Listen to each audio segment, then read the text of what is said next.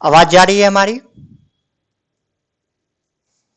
अगर बच्चों को आवाज जा रही है तो वो हमें कमेंट कर देंगे।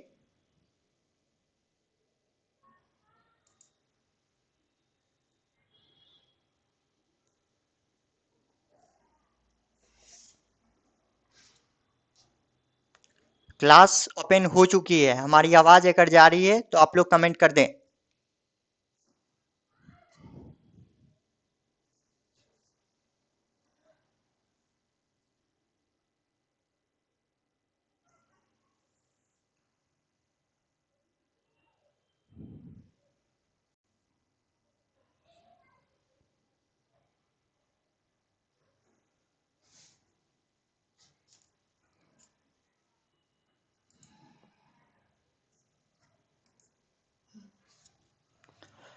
आज हम लोग इकोनॉमिक्स का एक इंपॉर्टेंट टॉपिक पे डिस्कस करने वाले हैं।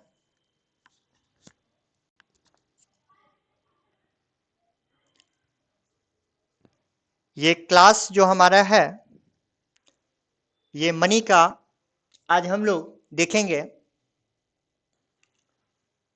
ये जो टॉपिक है क्लास 12 के बच्चों के लिए भी है और बीकॉम के बच्चों के लिए भी है। तो सारे बच्चे इस क्लास को सही से देखने और समझने की कोशिश करेंगे। बेसिक से आपको बताया जा रहा है। सबसे पहले हम लोग देखते हैं बार्टर सिस्टम, जिसको हिंदी में हम लोग वस्तु विनिमय प्रणाली कहते हैं। ये बार्टर सिस्टम यानी वस्तु विनिमय प्रणाली क्या होती है? तो वस्तु विनिमय प्रणाली जो होती है इसके बारे में हम लोग कहते हैं कि barter system is the direct exchange of goods for goods without the use of money as a medium of exchange. यानी बार्टर सिस्टम क्या होता है? तो बार्टर सिस्टम के बारे में कहते हैं कि बार्टर सिस्टम एक ऐसी सिस्टम है जिसमें बिना मनी का यूज किए हुए हम लोग गुड्स का ट्रांजैक्शन जो है किसी अनदर गुड्स के साथ करते हैं। तो इस प्रकार की जो सिस्टम होती है उसी सिस्टम को हम लोग बार्टर सिस्टम कहते हैं। जैसे बार्टर सिस्टम का यूज उस टाइम किया जाता था जब हम लोगों के यहां मनी का इवोल्यूशन नहीं हुआ था। तो जिस समय मनी का इवोल्यूशन नहीं हुआ था उस समय हम लोग क्या करते थे? बार्टर सिस्टम का यूज करते थे। तो बार्टर सिस्टम के टाइम में एक पर्सन किसी अनदर पर्सन के साथ किसी गुड्स का ट्रांजैक्शन किसी गुड्स के साथ किया जाता था। तो वो जो सिस्टम होती थी उसी सिस्टम को हम लोग बार्टर सिस्टम कहते हैं। तो सारे बच्चे ध्यान रखेंगे, जिस भी बच्चों को किसी भी प्रकार के डाउट्स अगर हो, कोई भी प्रॉब्लम्स हो, तो वो हमें कमेंट करके जरूर बताएंगे, ताकि आपको कहीं पे भी ऐसा ना लगे कि आप जो हैं फेस टू फेस क्लास नहीं कर रहे हैं। हम लोग यूट्यूब के माध्यम से ऑनलाइन क्लास कर तो रहे हैं, लेकिन हम लोगों का क्लास इस प्रकार से होना चाहिए कि लगे कि हम लोग फेस टू फेस क्लास कर रहे हैं। ठीक है, तो किसी भी प्रकार के डाउट्स टॉपिक से रिलेटेड कोई भी हो तो आप लोग कमेंट करेंगे। और कमेंट कोई भी बच्चे अननेसेसरी कमेंट ना करेंगे, क्योंकि अननेसेसरी कमेंट करने के बाद क्या होता है, सारे कमेंट को हम पढ़ नहीं पाएंगे, तो कमेंट को इग्नोर करना होता है। ठीक है, तो जो भी टॉपिक से रिलेटेड प्रॉब्लम हो आप वहां पे कमेंट जरूर करें। चलिए, तो अब हम लोग देखते हैं कि ये जो बार्टर सिस्टम है, ये बार्टर सिस्टम को, ठीक है, ये बार्टर सिस्टम जो है, इस बार्टर सिस्टम के लिए हम लोगों को कौन कौन से नेसेसरी कंडीशंस होनी चाहिए। क्योंकि जो नेसेसरी कंडीशन, नेसेसरी कंडीशन कहने का मतलब वो ऐसी कौन कौन से शर्तें हैं जो कंडीशन में बार्टर सिस्टम का यूज किया जा सकता है। तो उसमें सबसे पहला पॉइंट हमारा है लिमिटेड रिक्वायरमेंट्स। लिमिटेड रिक्वायरमेंट्स का मीनिंग यहां पर यह हुआ कि बार्टर सिस्टम तब हम लोग करते हैं जब हमारी रिक्वायरमेंट बहुत कम होती है।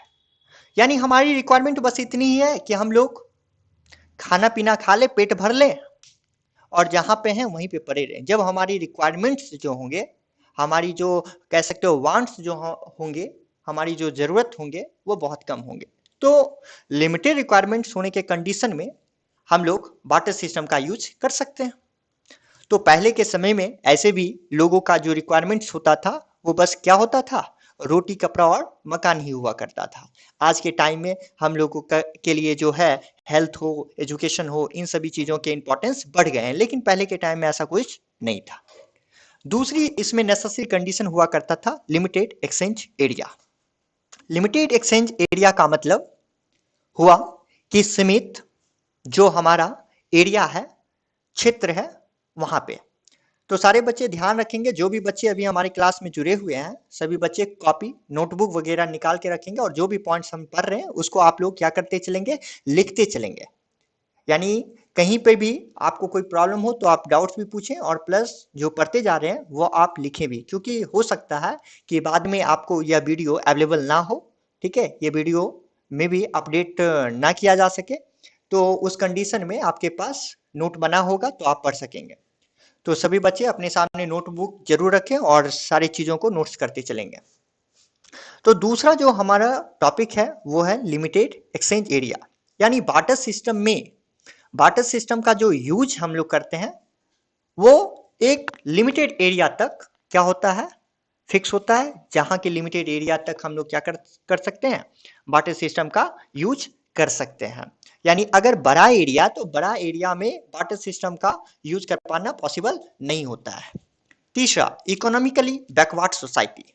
अगर मान लीजिए इकोनॉमिक रूप से, अगर हमारा इकोनॉमिक रूप से हमारी जो सोसाइटी, हमारी जो समाज है, अगर वो बैकवर्ड है यानी पिछड़ा है, तो उस कंडीशन में भी बार्टर सिस्टम चल सकता था। क्योंकि आज के भी टाइम में आप देख लो, जो बैकवर्ड सोसाइटी है वहां पे मनी में क्या होते हैं कि जो अनएजुकेटेड पर्सन होते हैं वो बहुत ही ज्यादा घबराने लगते हैं, यानी रुपयों को काउंटिंग करने में, रुपयों को जमा करने में, रुपयों को विड्रॉल करने में, तो उन्हें बहुत परेशानी होने लगती है। तो बैकवर्ड जो सोसाइटी है, तो बैकवर्ड सोसाइटी में हम लोग क्या कर सकते हैं कि इकोनॉमिकली रूप से जो बैकवर्ड सोसाइटी है वहां पे हम लोग बार्टर सिस्टम का यूज आसानी से कर लेते हैं। नेक्स्ट पॉइंट जो हमारा है वो है लैक ऑफ मनी।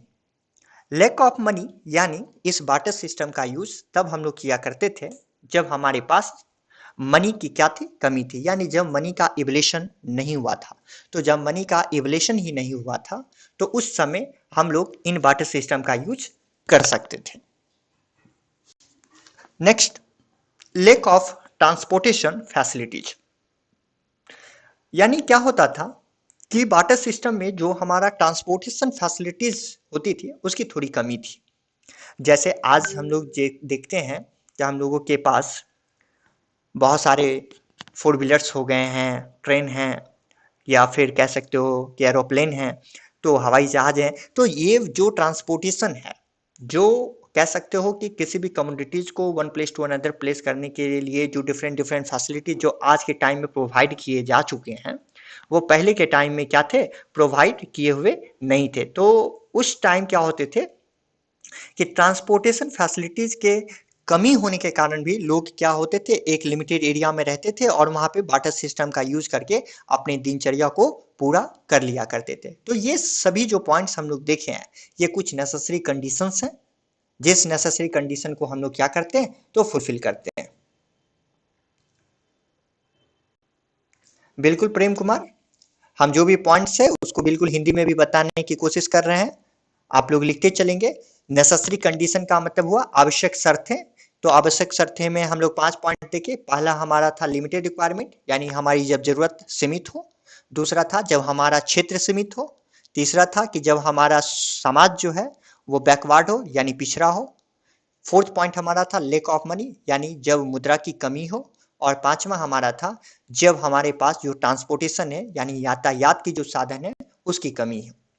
ठीक है, तो अब हम लोग नेक्स्ट पॉइंट देखते हैं कि आखिर ये जो बार्टर सिस्टम का यूज हम लोग कर रहे थे, तो इस बार्टर सिस्टम में ऐसी कौन कौन सी डिफिकल्टीज आ गई, ऐसी कौन कौन सी कठिनाई आ गई जो कठिनाई हमें वाटर सिस्टम में फील होने लग गया या कह सकते हैं कि महसूस होने लगा।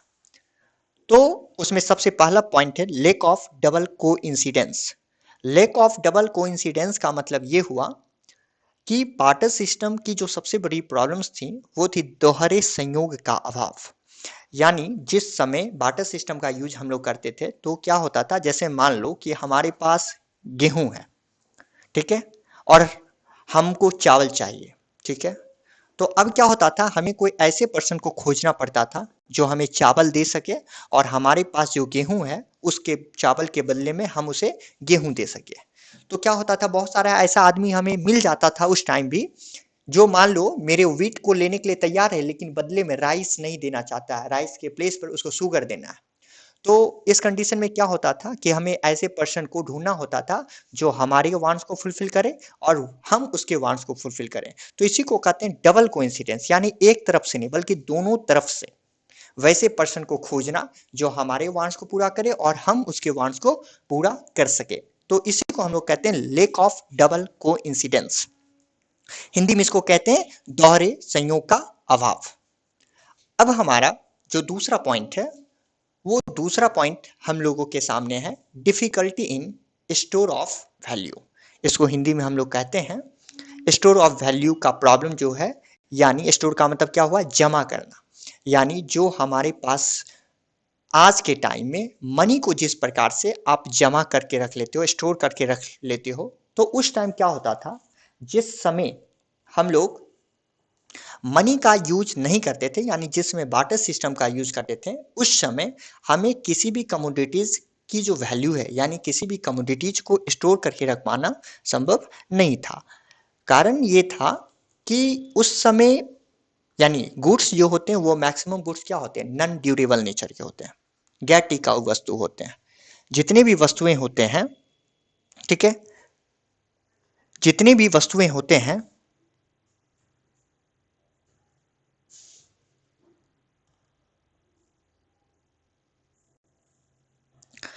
तो जितनी भी वस्तुएं होते हैं उन वस्तुओं को क्या करना होता है कि हम लोगों को difficulty in store of value का मतलब क्या हुआ कि गुड्स जो हमारे होते हैं वो मैक्सिमम गुड्स क्या होते हैं, नॉन ड्यूरेबल नेचर के होते हैं।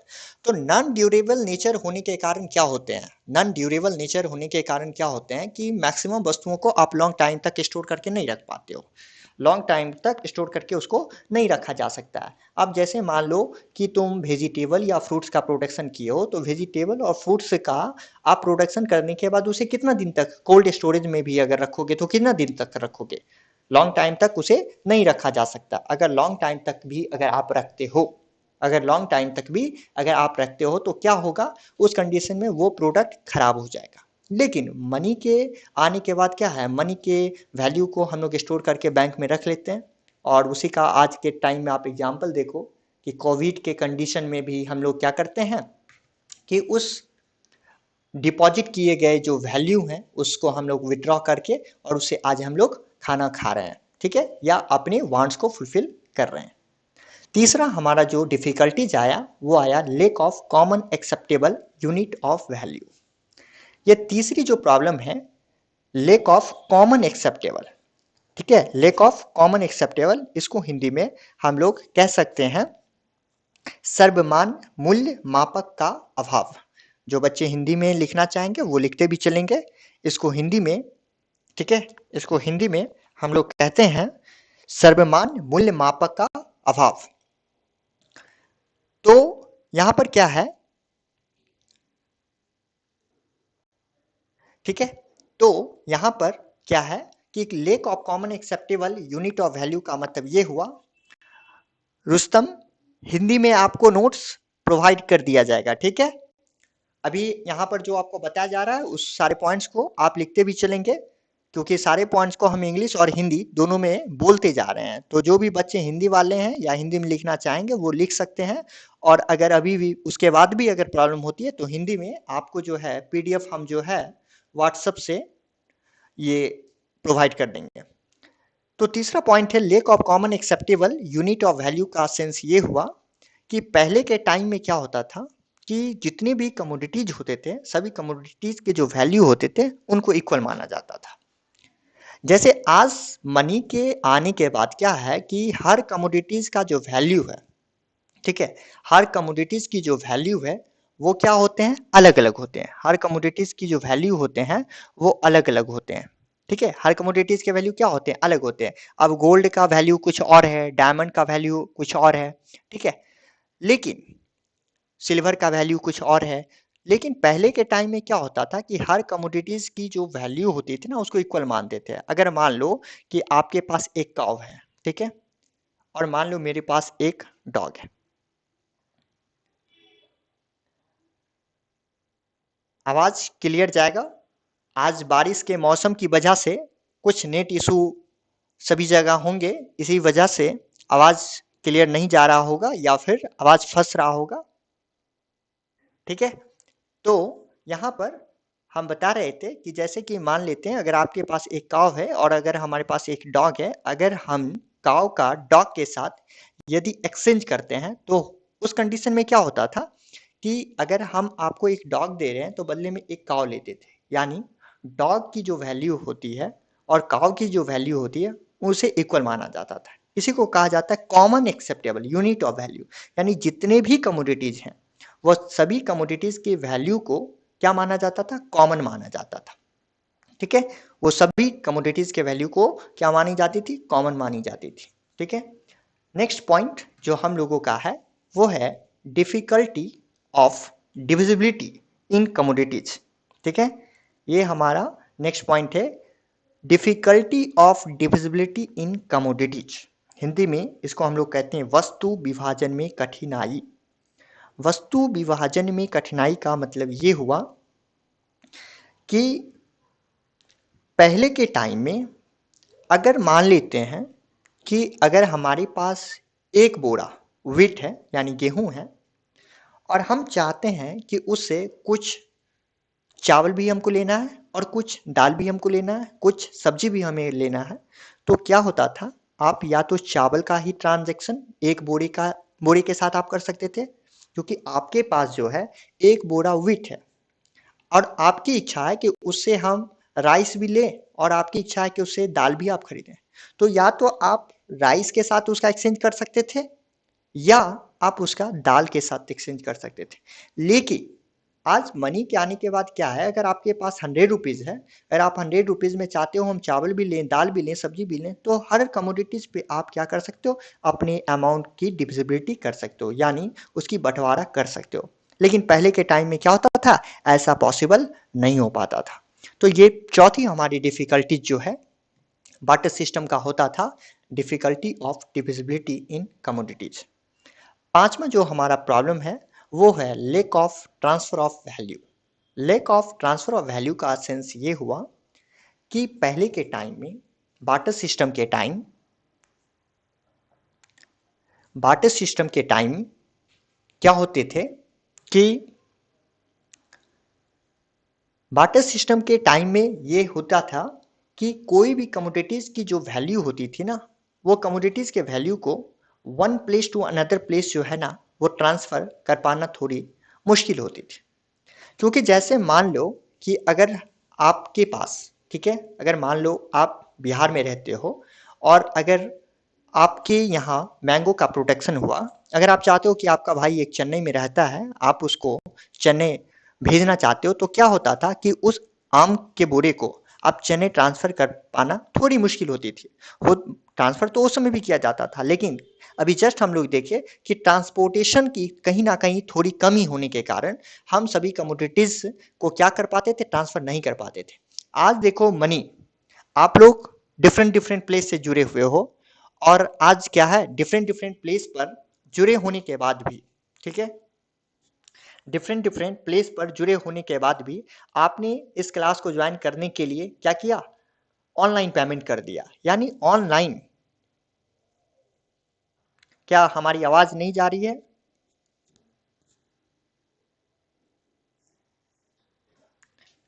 सारे बच्चे बताएंगे हमारी आवाज नहीं जा रही है क्या?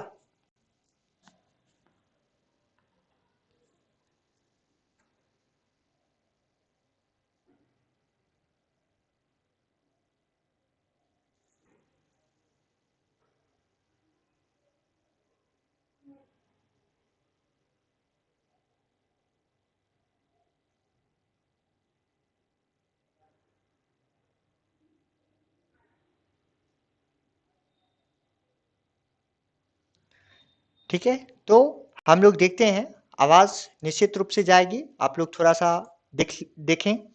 तो हम लोग यहाँ पर देख रहे थे lake of transfer of value में कि आज जैसे मनी के आने के बाद हम लोग क्या करते हैं, एक प्लेस से अनदर प्लेस पर किसी भी कमोडिटीज यानी कि मनी को जिस प्रकार से हम लोग इजी वे में ट्रांसफर कर देते घर बैठे ही, ठीक वैसे ही पहले के समय में बार्टर सिस्टम के टाइम में हम लोग कमोडिटीज को one place to another place transfer नहीं कर पाते थे। ये भी बार्टर सिस्टम की एक बहुत बड़े डिफिकल्टीज थे। ठीक है, यह भी बार्टर सिस्टम के एक बहुत बड़े डिफिकल्टीज थे। नेक्स्ट जो हमारा डिफिकल्टीज है वो है lack of standard of deferred payment. Lack of standard of deferred payment, ठीक है, कौन सा पॉइंट है, lack of standard of deferred payment. देखिए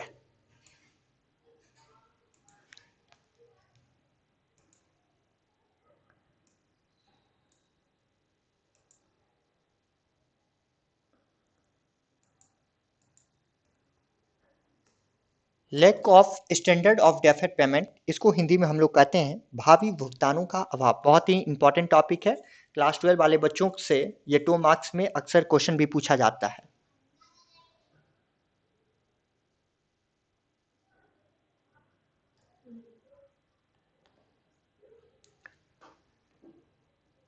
ठीक है, ये अक्सर जो है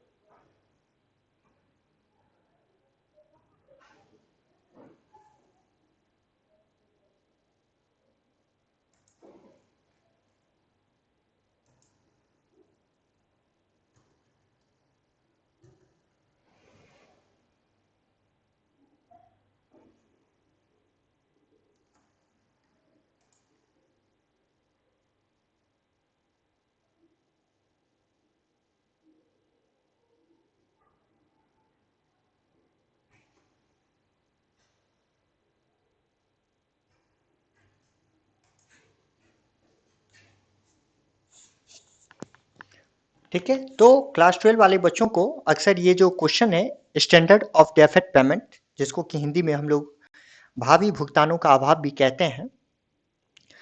डेफर्ड पेमेंट का मतलब होता है, डेफर्ड का मीनिंग सिंपल सा समझना है, फ्यूचर पेमेंट।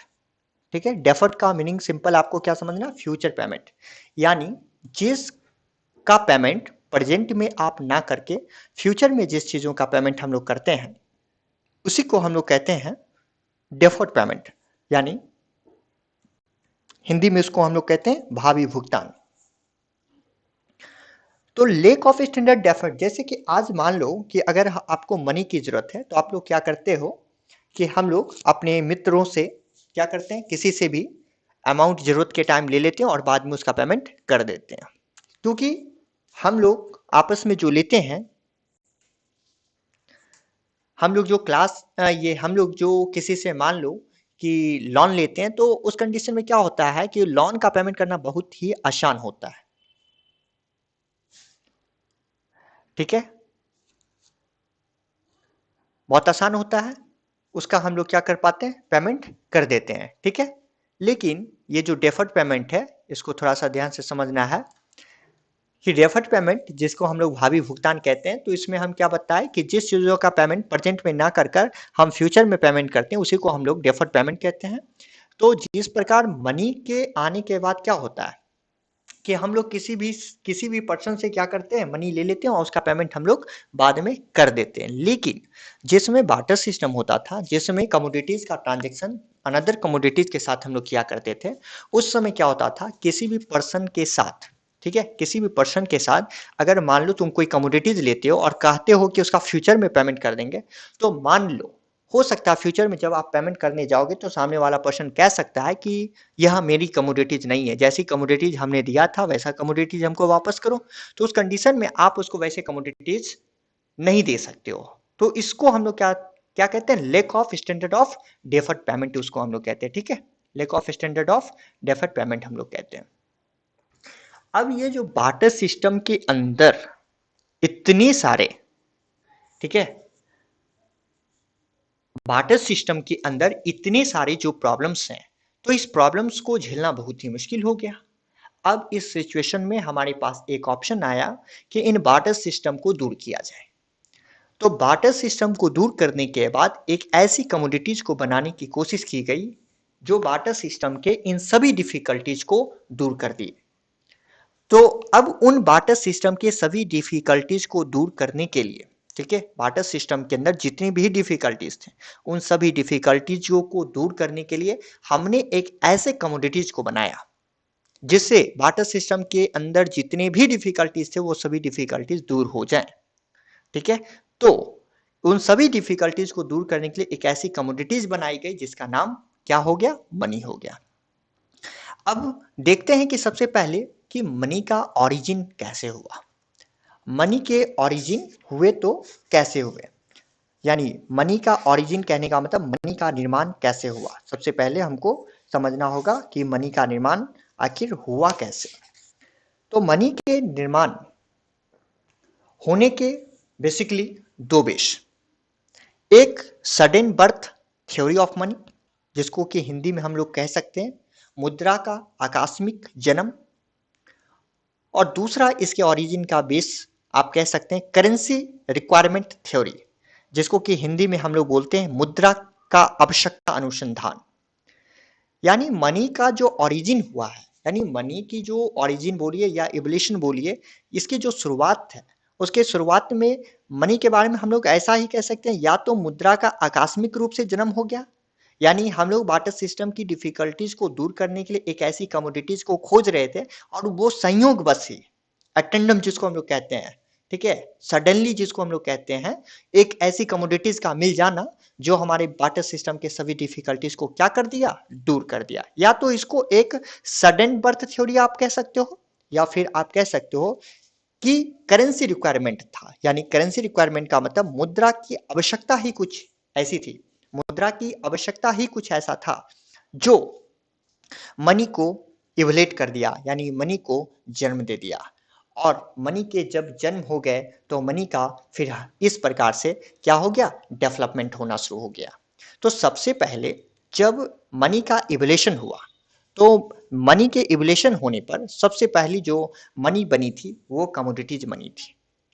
पहले जो मनी की जो शुरुआत हुई थी वो उस समय कमोडिटीज मनी होती थी, यानी हम लोग मुद्रा के रूप में एक कमोडिटीज का ही यूज करते थे। जैसे कोई सामान हमको खरीदना है तो बदले में मान लो कोई कमोडिटीज हमारे पास है, जैसे कमोडिटीज कहने का मतलब हमारे पास बैल है, बकरी है, ठीक है, इस प्रकार की जो कमोडिटीज हुआ करते थे ना वो कमोडिटीज ही बदले में हम लोग देकर ट्रांजेक्शन कर लिया करते थे। तो उसको हम लोग क्या कहते हैं, कमोडिटीज मनी, उसको हम लोग क्या कहते हैं, कमोडिटीज मनी। आप लोग नाम सुने भी होंगे, एग्रीकल्चर प्रोडक्ट दे दिया जाता था, या पेस्ट्रोल स्टेज का, जैसे जब हंटिंग स्टेज का यूज कर दिया जाता था, जैसे कि अफ्रीका जैसे देशों में अगर आप जानेंगे तो वहां पर जो है अफ्रीका में मनी के रूप में जो है ना गॉट यानी बकरी का यूज किया जाता था। यानी जो जो एनिमल्स होते थे, जो पशु होते थे ना, उनका बेसिकली कमोडिटीज के रूप में अक्सर ज्यादा यूज किया जाता था। जैसे पशु के खाल होते थे, या उनके हड्डी होते थे, या उनके बाल होते थे, तो ऐसे जो चीज होते थे ना उसका बेसिकली यूज किए जाते थे। तो उसको हम लोग क्या कहते हैं, कमोडिटीज मनी कहते हैं, ठीक है। फिर कमोडिटीज मनी के बाद हम लोग मनी के डेवलपमेंट में आगे जब बढ़े तो हम लोग मेटेलिक मनी बनाए। मेटेलिक का मतलब हिंदी में इसको कहते हैं, मेटेलिक का मतलब धातु मुद्रा, ठीक है, मेटेलिक का मतलब धातु मुद्रा।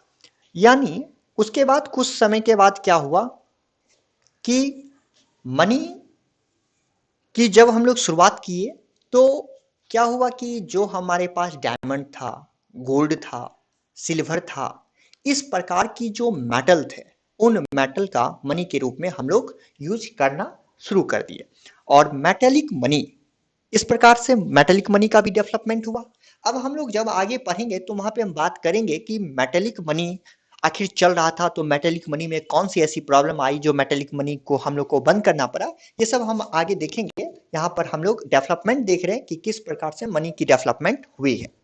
फिर तीसरा पॉइंट आ गया कि पेपर मनी, यानी पेपर मनी का मतलब ये हुआ कि जब मेटेलिक की कमी हुई, यानी मेटल की कमी हो गई, डायमंड्स, सिल्वर, गोल्ड की कमी होने लग गई, तब हम लोग पेपर मनी का यूज करना शुरू कर दिए। इस प्रकार से हमारा कमोडिटीज मनी हो, मेटेलिक मनी हो या पेपर मनी का हम लोग यूज करना शुरू कर दिए। अब आते हैं बात मनी पे कि मनी होता क्या है। ठीक है, मनी क्या है इसको सबसे पहले हम लोग समझते हैं। तो सबसे पहले यहाँ पे शॉर्ट में मनी के बारे में आप लोग जान जाएं कि मनी जो है एक इंग्लिश कन्वर्सेशन किया गया वर्ड है। एक्चुअली में मनी जो है वो लैटिन लैंग्वेज से लिया गया और लैटिन लैंग्वेज में उसको मोनेटा बोला जाता था। मोनेटा बहुत परफेक्ट चीज आपको बताया जा रहा है जो अभी तक आप लोग निश्चित रूप से नहीं जानते होंगे या किसी बुक में आपको देखने के लिए नहीं मिला होगा, तो इन सब चीजों को थोड़ा ध्यान से आप लोग देखेंगे। तो मनी को लैटिन लैंग्वेज में क्या बोला जाता था? मोनेटा बोला जाता था। ठीक है, मोनेटा, जिस मोनेटा का मतलब होता था गॉडेस जूनो। मोनेटा का मतलब होता था गॉडेस जूनो। क्या होता है गॉडेस जूनो, अभी हम बात करेंगे। गॉडेस जूनो को जो है ना क्वीन ऑफ हेवन भी बोला जाता था। गॉडेस जूनो जो है ना उसको क्या बोला जाता है? Queen of haven. इसको हिंदी में हम लोग कहते थे, ठीक है, इसको हिंदी में हम लोग कहते हैं स्वर्ग की रानी। ये जो रोम में रहने वाले जो पर्सन थे ना, जिनको रोम में रहने वाले पर्सन को जिनको कि हम रोमन कहते हैं, तो रोम में रहने वाले जो पर्सन थे ना, इस मनी का जो इवोल्यूशन हुआ ना, ये एक्चुअली रोमन कंट्री से हुआ है, रोम कंट्री से हुआ है, जिसका कि एट अ टाइम अभी हम लोग उस कंट्री का नाम इटली के नाम से जानते हैं। तो ये मनी वर्ड का यूज जो है ना, इसको बनाने वाला कौन था? तो इटली के कंट्री में बनाया गया था और उसको लैटिन लैंग्वेज में मोनेटा हम लोग कहते थे, जिसको हम लोग वहाँ के लोग जो है ना, इसको क्या बोला जाता था? Goddess Juno. गॉडेस जूनो का मतलब हुआ क्या, वहाँ पे जो एक मंदिर था, ठीक है, एक क्या था? मंदिर था, और उस मंदिर में जो भगवान की मूर्ति थी उसको देवी जूनो के नाम से जाना जाता था। देवी जूनो, जिसको हम लोग गॉडेस जूनो इंग्लिश में कहते हैं। ठीक है, तो उसी को वहां पे वहां के जो लोग थे वो उसको हम लोग क्या कहते थे? स्वर्ग की रानी भी कहा करते थे। स्वर्ग की रानी कहकर उसको हम लोग क्या करते थे? संबोधित करते थे। ठीक है, तो यहाँ पर ये एक बहुत इंपॉर्टेंट टॉपिक चीज हुई कि मनी जो है वो लैटिन लैंग्वेज मोनेटा से बना है, जो कहाँ पे इस वर्ड का इनोवेशन किया गया था? तो रोम में। और रोम के लोग जो थे इस मोनेटा को क्या बोलते थे? क्वीन ऑफ हेवन के नाम से बोला करते थे। अब हम लोग मनी की डिस्क्रिप्शन की बात अगर करें तो मनी की जो डिस्क्राइब हम किए वो टू टाइप्स में किया गया है।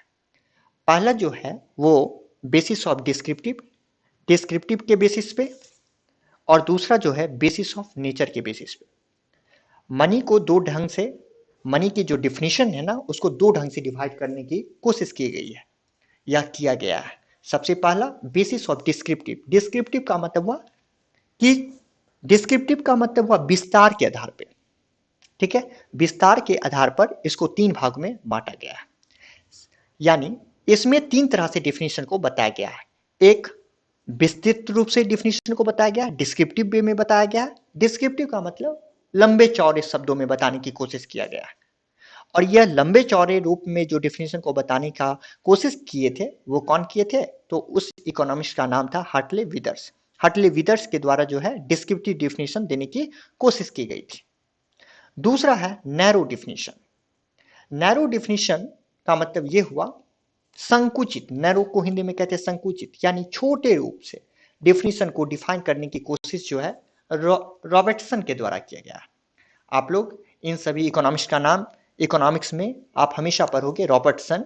इन्होंने नैरो डिफिनीशन देने का इकोनॉमिक्स यानी कि मनी में नैरो डिफिनीशन देने का कोशिश उन्होंने किया है। कोई भी बच्चे बोर ना हो, क्योंकि ये सभी पॉइंट्स बहुत ही इंपॉर्टेंट पॉइंट्स हैं और ये बेसिक चीज है जो आप लोग मनी कई कितनी बार पढ़ चुके होंगे, लेकिन इन सभी चीजों की जानकारी आपको नहीं होगी। इसीलिए हम निश्चित रूप से सभी चीजों को बेसिक पॉइंट से उठाकर अपर लेवल तक ले जाने की कोशिश कर रहे हैं। और तीसरा एक रीजनेबल डिफिनीशन दिया गया है। रीजनेबल डिफिनीशन जो है प्रोफेसर इले और प्रोफेसर मार्शल के द्वारा दिया गया है। ये जो हमारा डिफिनीशन जो 3 टाइप्स में दिया गया, ये डिस्क्रिप्टिव के बेसिस पे दिया गया है। दूसरा जो है हमारा basis of nature. Basis of nature के बेस पर भी डिफिनीशन जो है वो 3 तरह के हैं। एक लीगल डिफिनीशन दिया गया है। लीगल जब हम लोग कहते हैं तो लीगल का सेंस क्या हुआ? स्टेट थ्योरी ऑफ मनी, यानी स्टेट थ्योरी ऑफ मनी का मतलब हुआ जो राज्य सरकार के द्वारा या केंद्र सरकार के द्वारा जिसको मनी माना जाएगा, तो उसको लीगल डिफिनीशन। ये लीगल डिफिनीशन जो है वो थॉमस के द्वारा दिया गया। ये थॉमस जो है ये प्रोफेसर का नाम है या इकोनॉमिस्ट का कह सकते हो कि नाम है, प्रोफेसर थॉमस। दूसरा इसमें भी डिस्क्रिप्टिव डिफिनीशन दिए हैं जिनका नाम था नैप। प्रोफेसर नैप के द्वारा जो है यहां पर डिस्क्रिप्टिव डिफिनीशन नेचर के आधार पर देने की कोशिश की गई है। और तीसरा जो है जनरल एक्सेप्टेबिलिटी डिफिनीशन जो है वो प्रोफेसर किन्स के द्वारा दिया गया। ये अक्सर क्वेश्चन पूछे जाते हैं कि जब आप क्लास 12 स्टैंडर्ड तक के बच्चे होते हैं तो आपको यहाँ पर पूछा जाता है कि भाई कौन से जो डिफिनीशन है वो किन के द्वारा दिया गया है। और अगर बीकॉम स्टैंडर्ड पे जब आप लोग पढ़ते हैं तो यहाँ पर आपको मनी को पूरी तरह से डिस्क्राइब दोनों बेसिस पे करने होते हैं। तो आपको ध्यान रखना है कि मनी के जो डिफिनीशन को डिस्क्राइब किया गया वो 2 बेसिस पे किया गया, एक डिस्क्रिप्टिव के बेस पर और एक नेचर के बेस पर। डिस्क्रिप्टिव के भी बेसिस पे 3 टाइप्स में और नेचर के भी बेसिस पे 3 टाइप्स में आपको डिफाइन किया गया है। तो इन सभी पॉइंट्स को ध्यान से आप लोग लिखते भी चलेंगे। अब हम लोग आते हैं मनी के डिफिनीशन पे, यानी मुद्रा की परिभाषा पे। तो देखिए मुद्रा की जो परिभाषा है यानी मनी की जो डिफिनीशन है, आप कुछ भी दे सकते हो, लेकिन फिर भी हमने यहाँ पे कुछ 2-3 डिफिनीशन को लेकर आपको बताने की कोशिश किया है। सबसे पहला जो मनी की डिफिनीशन यहाँ पर आपको दिख रही है वो है anything which is declared by state as money becomes money। यानी मनी आप उसको मान सकते हो, मनी आप उसको कह सकते हो जिसको उस देश के केंद्र सरकार ने या कह सकते हो फिनांस मिनिस्टर के द्वारा जिसको मनी का रूप दिया गया है। यानी जो मनी, ठीक है, जो मनी हमारा कानून के तरफ से लीगल रूप से क्या है इशू किए गए हैं, ठीक है, उसको आप क्या कहोगे? मनी कहोगे। यानी जो हमारा भारत सरकार के द्वारा या रिजर्व बैंक ऑफ इंडिया के द्वारा जिस मनी को इशू किए जाते हैं आप उसको मनी कहोगे। या आप कह सकते हो कि money is one thing that possesses general acceptability. Money हर वो कमोडिटीज कहलाएगी जिसको जनरली हम लोग एक्सेप्ट करते हैं। जैसे कोई भी मनी के रूप में हम आपको दिए, आप एक्सेप्ट कर लियो, आप किसी और को दिए हो उसको भी सामने वाला ने एक्सेप्ट कर लिया। तो मनी वह भी हर कमोडिटीज कहलाएगी जिसको जनरली रूप से यानी इजी रूप से हर कोई क्या कर लेगा? एक्सेप्ट कर लेगा। जो हर कोई एक्सेप्ट कर लेगा वो भी हमारा क्या कहलाएगा? मनी कहलाएगा। वो भी हमारा क्या कहलाएगा? मनी कहलाएगा। ठीक है। अब हमारा तीसरा पॉइंट जो है ये खास करके क्लास 12 वाले बच्चों को हमेशा क्वेश्चन भी पूछा जाता है, money is what money does. Money क्या है? मनी वह है जो मनी का काम करता है। यानी जहां पे मनी की जरूरत है और वह कोई भी कमोडिटी जो मनी के बदले में वर्क के रूप में काम आप कर लेते हो उसको हम लोग मनी कहते हैं। ठीक है। और ये money is what money does जो है ये किनके द्वारा दिया गया है? तो एक इकोनॉमिस्ट है जिनका नाम है हर्टले विदर्स। हार्टले विदर्स के द्वारा बताया गया है कि मनी क्या है? तो money is what money does. Money वह है जो मुद्रा का कार्य करता है। नेक्स्ट जो हमारा डिफिनीशन है आप मनी का दे सकते हो कि money may be define as the means of valuation and payment. यानी मनी हर वो कमोडिटीज कहलाएगा जिसका अपना एक वैल्यू हो, जिसके थ्रू आप पेमेंट कर सको, यानी जिससे आप मीडियम ऑफ एक्सचेंज को फुलफिल इजी वे में कर सको, आप उसको मनी कहते हो। तो मनी को आप डिफरेंट टाइप से यहाँ पर हमने बताने की कोशिश किया कि मनी जो है वह कमोडिटीज भी कहलाएगा जो आरबीआई के द्वारा इशू किया गया है। मनी वह भी कहलाएगा जिसको जनरल वे में हम लोग एक्सेप्ट करते हैं। मनी जो है वह भी कहलाएगा जिसके थ्रू मीडियम ऑफ एक्सचेंज को फुलफिल हम लोग कर सकते हैं। अब पॉइंट आता है कि बार्टर सिस्टम के डिफिकल्टीज को दूर करने के लिए ना हम लोग एक कमोडिटीज को बनाए जिस कमोडिटीज का क्या पड़ा? नाम मनी। मनी पड़ा। अब मनी क्या होता है ये जान चुके हैं। अब जानना है कि मनी का भाई फंक्शन कौन कौन से हैं। तो मनी के बेसिकली जो है यहां पर आपको दिख रहे हैं कि मनी के बेसिकली 3 फंक्शन है। एक प्राइमरी या उसी को हम लोग मेन फंक्शन भी कहते हैं, दूसरा सेकेंडरी फंक्शन है और तीसरा कंटीजेंट फंक्शन है। तो अब हम लोग एक एक करके देखते हैं कि प्राइमरी फंक्शन या मेन फंक्शन मुख्य रूप से कौन है। तो प्राइमरी फंक्शन बेसिकली दो टाइप्स हैं। प्राइमरी मनी के जो प्राइमरी फंक्शन है या मेन फंक्शन है वो दो है। मनी के आने के बाद सबसे पहला क्या है, medium of exchange. Medium of exchange जो हम लोग करते हैं, यानी मीडियम ऑफ एक्सचेंज को हिंदी में हम लोग क्या कहते हैं, विनिमय का माध्यम। हम लोग जो विनिमय का माध्यम करते हैं वो विनिमय का माध्यम करना हमारा क्या हो गया, आसान हो गया। हम लोग विनिमय का माध्यम यानी विनिमय करना, विनिमय का माध्यम यानी मीडियम ऑफ एक्सचेंज का मतलब हो गया विनिमय का माध्यम, यानी उससे हम लोग जो आपस में लेन देन करते हैं वो बड़ा ही आसान हो गया। क्योंकि मनी के ना होने के कंडीशन में, बार्टर सिस्टम के कंडीशन में क्या होता था, बहुत प्रॉब्लम होता था। जिस प्रॉब्लम को मनी के आने के बाद वह प्रॉब्लम पूरी तरह से क्या हो गए, दूर हो गए। दूसरा आपका है मेजर ऑफ वैल्यू। पहले हर कमोडिटीज की इक्वल वैल्यू मानी जाती थी, लेकिन मनी के आने के बाद इस कमोडिटीज की जो वैल्यू है, उसका जो वैल्यू है उसका मेजर कर पाना आसान हो गया। क्योंकि अब उस इसी कारण आप देखते हो कि अगर एक बाइसिकल खरीदने जाते हो यानी एक साइकिल खरीदने जाते हो तो उसका कीमत कुछ और होता है, एक बाइक खरीदते हो उसकी कीमत कुछ और होती है, एक कार खरीदने जाते हो उसकी प्राइस कुछ और होती है, एक बस खरीदने जाओगे उसकी प्राइस कुछ और होगी। यानी हर कमोडिटीज के वैल्यू अब मेजर किए जाते हैं। तो प्राइमरी फंक्शन मेनली दो हो गए। अब सेकेंडरी फंक्शन की बात करें, सेकेंडरी फंक्शन जो हमारे हैं वो बेसिकली 3 फंक्शन है। सबसे पहला हमारा स्टोर ऑफ वैल्यू, ठीक है, स्टोर ऑफ वैल्यू। यानी पहले के टाइम में जब मनी नहीं था तो कमोडिटीज को हम लोग स्टोर नहीं कर पाते थे, लेकिन अब हम लोग क्या करते हैं, मनी के आने के बाद हम लोग इसको स्टोर करना शुरू कर देते हैं। तभी तो हम लोग क्या करते हैं, मनी को सेविंग करते हैं, मनी का सेविंग करते हैं, ठीक है। दूसरा transfer of value. Barter system के समय में हम लोग एक कमोडिटीज को वन प्लेस से अनदर प्लेस पे क्या नहीं कर पाते थे, ट्रांसफर नहीं कर पाते थे। लेकिन मनी के आने के बाद हम लोग क्या करते हैं, एक कमोडिटीज का ट्रांसफर दूसरे प्लेस पर हम लोग कर देते हैं, घर बैठे ही ट्रांसफर कर देते हैं, जैसे आज भी बहुत सारे बच्चों ने ट्रांसफर किया है, ठीक है। तीसरा डेफर्ड पेमेंट। डेफर्ड पेमेंट पीछे भी हमने बताया, डेफर्ड का मतलब होता है फ्यूचर पेमेंट। बार्टर सिस्टम के कंडीशन में अगर तुम किसी से कमोडिटीज लेते हो तो कमोडिटीज का बाद में लौटाना बड़ा मुश्किल है। हो सकता है सामने वाला कह देगा वही कमोडिटीज दो जो हमने दिया है आपको। फ्यूचर में पेमेंट कर पाना बहुत मुश्किल होता है, लेकिन मनी का अगर आप फ्यूचर पेमेंट करना चाहो तो बड़ा आसानी तरीके से कर सकते हो। अगर आज हम आपसे 1000 रुपीज लेते हैं और कल अगर हम आपको 1000 पेमेंट करने जाएंगे तो आप उस टाइम ऐसा नहीं कह सकते हो कि हमने जो रुपया दिया वही वापस करो, ऐसा आप नहीं कह सकते हो। यानी पहले के टाइम में जो होता था वो डेफर्ड पेमेंट करना बड़ा ही आसान नहीं था, लेकिन आज के टाइम में बहुत ही आसान हो गए। ये हमारे सेकेंडरी फंक्शन हो गया। अब अगर हम कंटीजेंट, कंटीजेंट को हिंदी में हम लोग कहते हैं आकस्मिक। अगर आकस्मिक कार्य की बात करें तो उसमें सबसे पहला बेसिस ऑफ क्रेडिट। मनी के आने के बाद क्या है, हम लोग का क्रेडिट लेना बड़ा ही आसान हो गया। तभी तो आज हम जरूरत पड़ने पर किसी दूसरे पर्सन से भी क्या करते हैं, मनी को लेकर उसका यूज करते हैं और उसे वापस बाद में कर देते हैं। दूसरा हमारा पॉइंट है डिस्ट्रीब्यूशन प्रोसेस।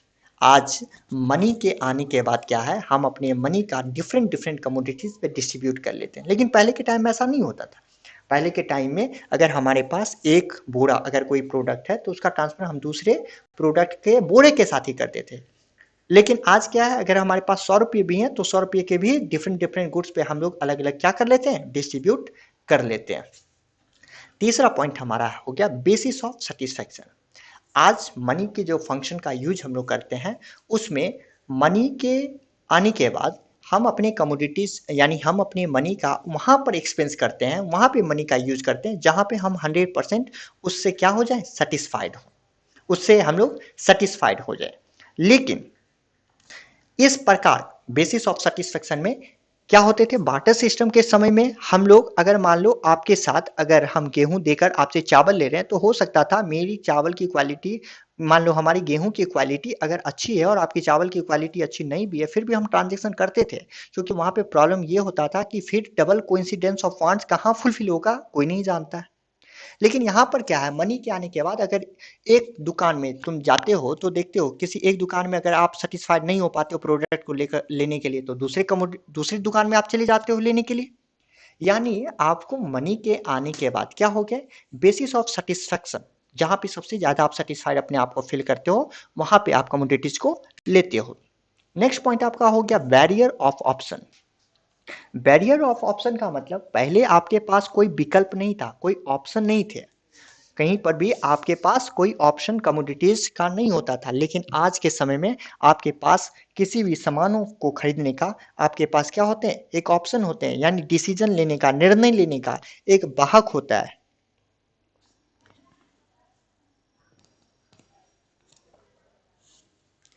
प्रेम कुमार, क्या हो गया सर, मतलब नहीं समझे क्या आप? हमारी आवाज आप तक नहीं जा रही है क्या?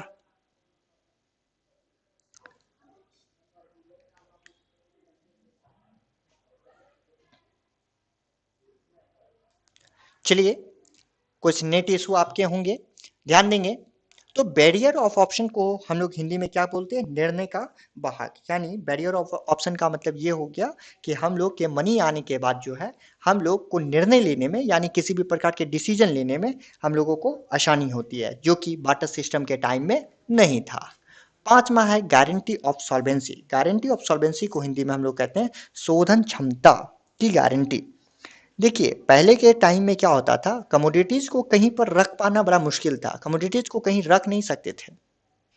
लेकिन आज मनी के आने के बाद हम लोग क्या करते हैं, अपने रुपयों को किसी भी पर्सन को, किसी भी फर्म में, किसी भी बैंक में, किसी भी इंश्योरेंस कंपनी में हम लोग अपने रुपये को इन्वेस्ट कर देते हैं, और वहां पर एक गारंटी होता है अपने रुपये को वापस आने का।